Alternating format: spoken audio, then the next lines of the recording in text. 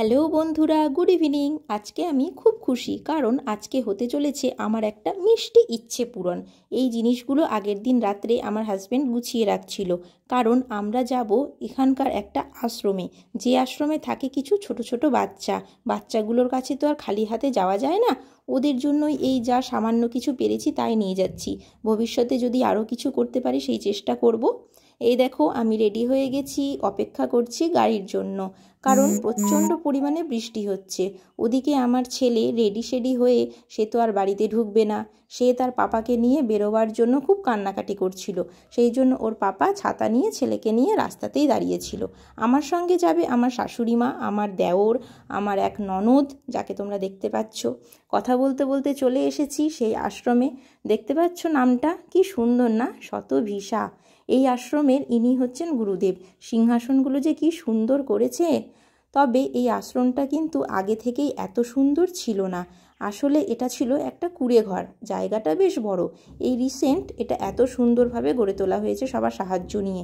এই যে এটা হচ্ছে মিডল পোর্শনে কিন্তু কোনো শেড নেই, যার জন্য বাচ্চাগুলোকে এই দিক থেকে ওই দিকে ছাতা নিয়েই যাওয়া আসা করতে হয়। আর ওই সামনে ওই বাচ্চাগুলো পড়াশোনা করছে, সেই জন্য আমরা ওদেরকে আর ডিস্টার্ব করিনি। ওদের কাছে গিয়ে ওরা নিজেদের মতো পড়াশোনা করুক, বরং আমরা এই দিকটায় এসে মাতাজির সঙ্গে একটু কথা বলে নিচ্ছিলাম। এখানকার যিনি মাতাজি, যাদেরকে তোমরা ভিডিওতে দেখতে পাচ্ছ, এই জায়গাটা হচ্ছে ওনারই।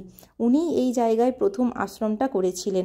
ওনার সঙ্গে বসে বসে আমার শাশুড়ি মা, দেওর, আমার হাজবেন্ড, আমার ননদ কথা বলছিল। আর আমরা যে জিনিসগুলো নিয়ে এসেছিলাম সেগুলো ব্যাগের মধ্যেই রাখা ছিল।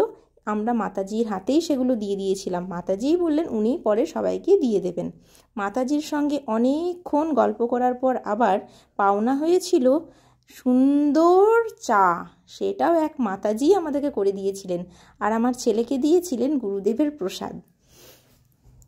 এই আশ্রমের পাশেই রয়েছে খামার, সেখানে মুরগি, হাঁস এগুলো পোষা হয়, কিছু গাছ লাগানোও রয়েছে। এইটা হচ্ছে আশ্রমের বাইরের পোর্শনটা, মানে দোতলায় উঠে করিডোরে দাঁড়িয়ে আমরা বাইরের পরিবেশটা একটু দেখছিলাম। বৃষ্টি হচ্ছিল, তার সঙ্গে ছিল ফুরফুরে ঠান্ডা হাওয়া। মনে হচ্ছিল আর যেন এখান থেকে না আসি। কি যে শান্তি, কি বলবো। আমার ছেলে হাজবেন্ডও আমার সঙ্গে এসেছিল এই বাইরে দেখা করতে। অনেকটাই দেরি হয়ে গেছে, এবার তো বাড়ি ফিরতে হবে। সঙ্গে সঙ্গে বৃষ্টিটাও বাড়ছে, সেই জন্য পড়া থামিয়ে বুচকুগুলোর কাছে আমরা চলেই এলাম। অনেক চেষ্টা করেছিলাম ছেলেটাকে যদি ওদের সঙ্গে বসিয়ে একটা ছবি তুলতে পারি, কিন্তু না, ছেলে আমার নাছোড়বান্দা। পাপার কোল থেকে সে কিছুতেই নামবে না। আসলে অচেনা তো, সেই জন্য একটু ভয় পাচ্ছিল বোধ হয়। এই সময়টা আমার একটু মন খারাপ হয়ে গেছিল পুচকুগুলোর মুখের দিকে তাকিয়ে। কেন যে ভগবান এদের কপালে এমনটা লিখলো। যদিও মাতাজি কিন্তু এদের কোনো অভাবই দেন না, এদেরকে সুন্দরভাবে মাতৃস্নেহে তিনি আগলে রেখেছেন। আমি ভগবানের কাছে প্রার্থনা করি এই পুচকুগুলোর ভবিষ্যৎ যেন আলোয় আলোকিত হয়ে ওঠে। যদি ভগবান চান, আমি অবশ্যই এদের জন্য কিছু করার চেষ্টা করব। এখন তো আর পারলাম না। এই নিষ্পাপ মুখগুলোর দিকে যেন বেশিক্ষণ তাকানো যায় না, হাজার হোক আমিও তো মা। চলো, আজকের মতো টাটা, এখানেই শেষ করছি।